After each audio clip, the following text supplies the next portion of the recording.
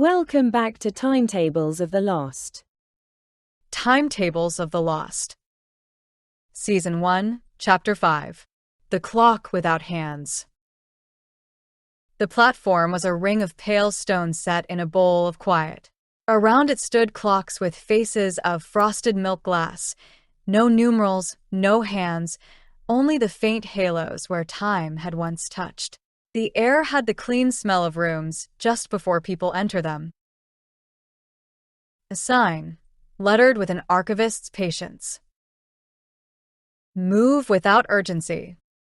Speak in the present. Pay in edges, not in trunks. The conductor waited by a low gate with a linen-lined tray, comb, blunt shears, a saucer etched with a circle and notch crest. Morgan had already paid one strand to enter. The saucer remembered. Beyond the gate, the city held its breath mid-syllable. A tram hung in the act of arriving, wheels kissing tracks, sparks frozen in a gold confession under its belly. A woman balanced on a curb with a bakery tray, sugar dust suspended like weather. A newspaper in a stranger's hands billboard yesterday's certainty, each page a frozen wing. A child's laughter had made it halfway to the air and stopped, an outline. Edges, the guide murmured, stepping beside her. If you must touch anything here, touch only the edges. Who keeps it running? Morgan asked. The winder, the guide said, with the casual dread of people talking about weather. Absent at present. Leaves the city on hold until enough travelers pay to start it. Public utility by subscription, Morgan said. By toll, the guide corrected. Utilities are promises. Tolls are receipts. They walked. Sound existed as texture rather than wave, voices like embossed letters, footfalls like unstruck drums. Morgan could feel the time pressing against her skin, asking to be allowed to proceed, as politely as a crowded elevator. On a corner, a bronze placard explained the mechanics in small, perfect script. T.O. loosen the escapement. Donate minor years. Common forms. 1 to 3 hairs, silver or otherwise. Fine lines, laugh/frown. Temperature tolerance, marginal. Patience allotment, 1 instance. Patience? Morgan said. 1 instance, the guide repeated. You lose the ability to wait, exactly once, at a time of fate's choosing. Cruel currency. Cheap. Morgan looked down the street. A cyclist hung forever in a swerve, eyes wide, trajectory bad. A man in a crosswalk carried a cello case that would shatter on the cobble when gravity remembered the rules. Farther along, a girl jumped rope a perfect parabola at the lip of her arc. The air around the rope had a bruise in it, time's thumb pressed hard. Morgan could pass through the city without paying again. That was allowed. Travelers did it all the time, refusing to purchase anyone else's momentum. Better economies than this one had been built on abstention. The girl's mouth was open, beginning a shout count. 7. Morgan exhaled. Edges, she said. The conductor, who had appeared the way officiants appear, inevitably, gently, held out the linen tray. Morgan parted another hair from her temple, white as admission, and snipped. It fell into the saucer with a sound like a page turned by a careful hand. She added one fine laugh line from the corner of her right eye. The mirror of her skin accepted the edit with dignity. She placed her hands over the saucer and let go exactly 1 instance of patience, recorded, receipted, owed to the world at an hour she would not choose. The slate wrote as they watched. Years, minor paid, plus 1 strand, plus 1 line, plus 1 instance. Receipts issued. Release window, 12 seconds/60 meters. Edges only, the conductor reminded, which sounded like "Don't play God. It's a full-time post." "How do I aim it?" Morgan asked. "Name the window," the guide said. Present tense. She pictured the girl's arc, the tram's lip, the cello case's hinge of disaster, the bakery sugar cloud waiting to fall into someone's laugh. 12 seconds was a handspan of time if you held your hand wisely. "I am loosening here," Morgan said and pointed. The world breathed. Sugar fell, wild and ordinary, dusting a sleeve and a smile.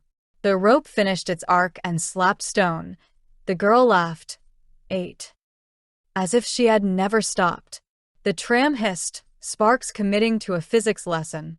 The man in the crosswalk pivoted, protecting the cello case, and would tell the story later with his hands. A clock somewhere made a single sound and thought better of it. 12 seconds ended like a sentence, well punctuated. "Again?" the conductor asked, not as a seduction but as a test. Morgan's patience debt sat in the saucer like a small, mischievous animal. The laugh line she had surrendered left behind the memory of laughter, same as brass had kept the memory of song. The hair was gone. The edge had been paid. She looked farther down the street. A cafe's awning snapped in a wind she could not feel. A chalkboard menu glared at smug promises. Behind the glass, 2 people leaned toward each other across mugs, faces arranged into the kind of almost honest that demands continuation. Morgan did not know them. That was the point. "Not again," she said. Edges, not trunks. The city would have to move itself the rest of the way. She had given it a push, not a rescue. The slate wrote another line, small and spare. ACT of Mercy. Minor credit 0.05 lullaby. 0.37. The brass leaf warmed her thigh. The ledger in some other building nodded without moving. They walked. The city, reset by its 12 seconds, held still again with a patience she envied. Morgan felt cold come up through the stone into her boots, slow and certain. She realized, the temperature tolerance marginal she hadn't paid was being collected anyway in sympathy. The clock without hands taxed through weather. She added a pinch of sunstitch from the tin with a thought of meanness, just enough to stitch a thread of warmth through the hem of her coat. The air obliged. Tools, not answers. They paused in front of a long window that reflected not them, but a median version of them. Morgan with her hair the length it had been 2 years ago, the guide younger by exactly one trauma they had since earned. The reflection lifted a hand a beat late. Behind it, half a step further back, a second reflection, Morgan's other self, crisp and intent, eyes hungry with confidence.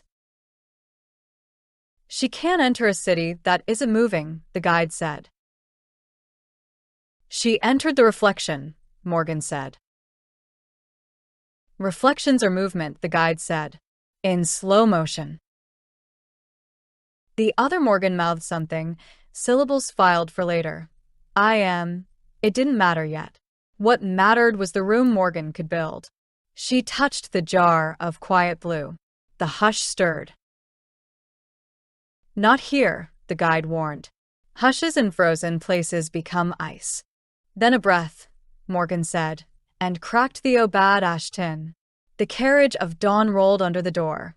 1 inhale's worth of morning. It didn't restart the city. It reminded the space near them that time has seasons even when it's still. A figure stood at the end of the block like a parenthesis the sentence had been saving. Tall, with a key on a chain the size of a ship's wheels thought, coat the brown of dignified furniture. The herologist. Not the winder moves. This one oversaw what moved after.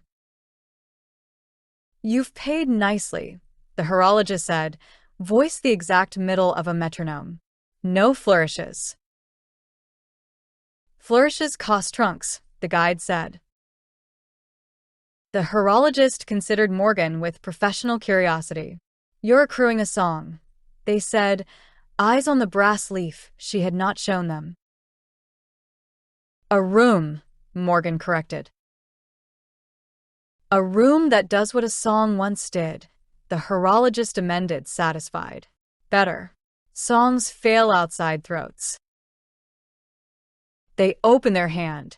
On the palm lay a brass insect with a jewel back and a face only a craftsman could love, a second spinner. Its wings were gears, its feelers were clock hands retired with honors. For travelers who pay in edges with clean intentions, the herologist said, we offer a tourniquet. Morgan frowned. For what wound? Leaking time, the herologist said. Travel phrase the seam where hours meet identity. Spin this once around your ticket when the drip begins. It will hold until you can name what is escaping. She thought of the condensation seam in the carriage, the certainty that tried to wet her paper. She nodded. Price? One proof, the herologist said. Proof of what? That you know the difference between a pause and an ending. Morgan looked around at the held city, the girl ready to jump again, the tram ready to hiss, the half-spoken laugh waiting to become weather. She felt in her mouth the shape of the line. A pause expects your return, she said. An ending does not care if you come back. The herologist smiled with the exact degree of approval that would not spoil her. Accepted. They set the second spinner on the band of her ticket. The small things settled, and Tenny finding the notch like home. Her hands ached with a cold she had not paid for. She tucked her palms into her sleeves. Edges, not trunks. Time to go, the guide said, and the words were pity and advice. They returned to the ring of stone where the clocks watched without hands. The conductor stood with the tray, now emptied of its ceremony. The slate wrote, Exit clear, toll settled, receipts valid. Morgan looked once more down the street. The girl's rope waited to become 8. The bakery's sugar had fallen and been enjoyed. The tram's sparks would commit to physics on schedule. She felt the tug, the ritual human urge to fix just one more thing. She kept her hands in her sleeves. The city released them with a softness she would not forget. Back on the platform, the clocks exhaled. Somewhere, barely audible, a click, an escapement choosing to trust strangers. On the train, the seam in the ceiling gathered a precise drop, certainty distilled from someone else's vow. The second spinner's feelers quivered. The drop fell. It broke on the brass band and ran toward the paper's edge. The insect spun once, neat as tying a bow, and the damp stilled as if coherence had decided to behave. Tourniquet, the guide said, pleased despite themselves. The slate lifted under the conductor's hand. ACT of Mercy, minor credit 0.05, lullaby, 0.42. Boundary, clean, credit 0.02, lullaby, 0.44. Leak mitigated, NO charge. Through the glass, in the polite darkness at the edge of light, the other Morgan stood as if rehearsing a future where she arrived first. She raised a hand precisely one beat too late to be greeting. Morgan did not kneel. She did not wave. She did not spend disdain. She sat with her tools and her receipts, with a small room living in jars and tins, and let the train remember motion for her. The intercom tasted of brass when it spoke. Next services. The ticket collector. Morgan touched the band, found it dry and warm and exactly hers. Back in the carriage, the world remembered motion in small ways first. The soft give of the seat, the whisper of air through vents, the rails reciting their mantra underfoot. Morgan checked the band on her ticket. Dry, warm, obedient to her name.